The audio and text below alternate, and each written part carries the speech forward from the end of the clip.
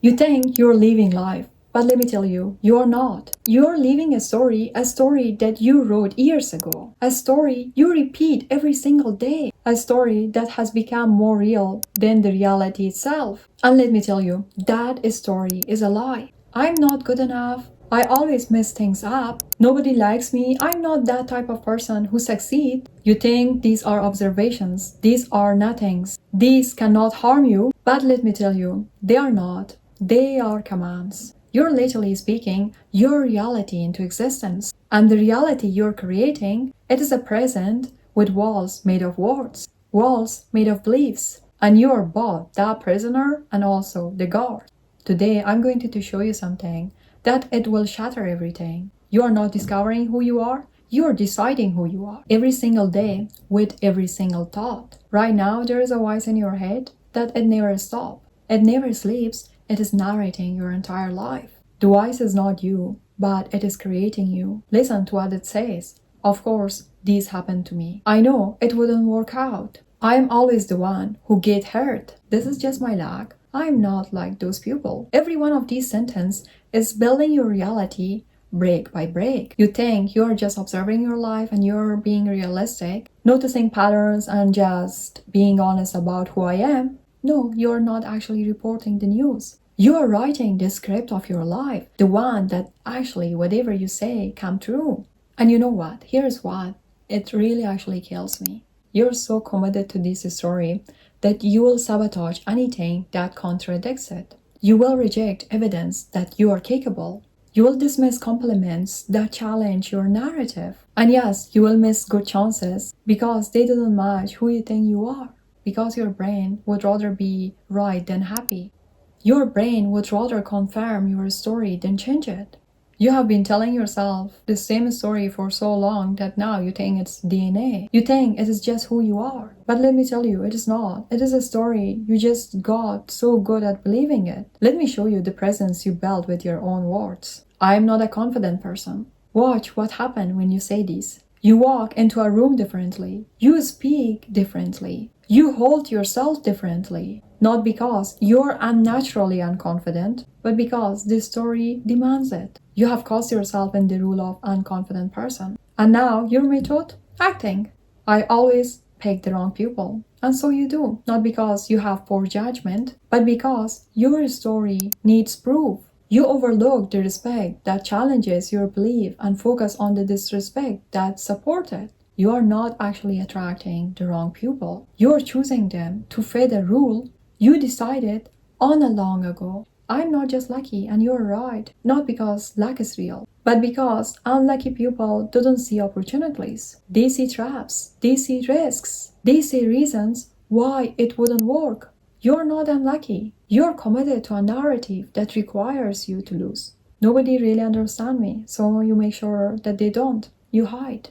You didn't share. You push away people before they get close. Not because you're misunderstood, but because being understood would ruin the tragic hero storyline you would be perfecting. Do you see it now? You're not living your truth. You're living your story, and your story is a lie. So where did this story come from? Someone told you first. Maybe it was your parent who said, you're too sensitive, you're too cold. Now you narrate every emotion as a proof of your weakness. Maybe it was a teacher who said, you are not good at math. Now you narrate every number as evidence of your limitation. Maybe it was a stranger who said, you are too much. Now you narrate your entire personality as something to apologize for. Maybe it was a friend who said, you always do this. Now you narrate every pattern as your permanent identity. Someone gave you one line and you built your whole story around it. Here's what's really devastating.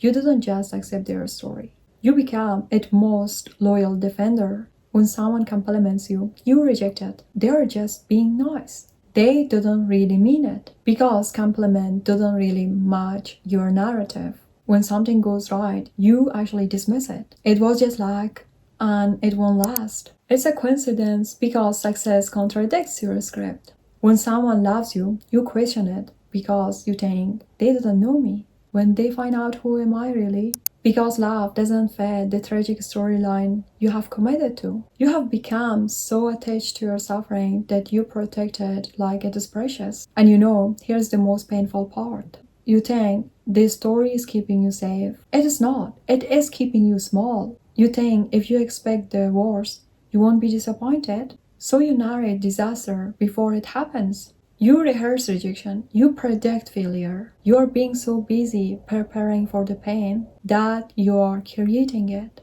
Let me remind you, your brain doesn't know the difference between what you vividly imagine and what you really experience. When you narrate, I'm going to fail, your brain experiences failure. When you narrate, nobody likes me, your brain experiences rejection. When you narrate, I'm not enough, your brain experiences inadequacy. You are traumatizing yourself with your own words. And it gets worse. Your brain seeks evidence for whatever story you're telling yourself. This is called confirmation bias. If you wake up narrating that today is going to be terrible, your brain will filter the reality to prove you right. It will notice every inconveniences, every disappointment, every frustration. It will ignore the good, dismiss the positive, and focus excessively on anything that confirms your prediction. You're not experiencing reality, you're experiencing expectation of reality. And now here's the devastating part. You say, see, I was right.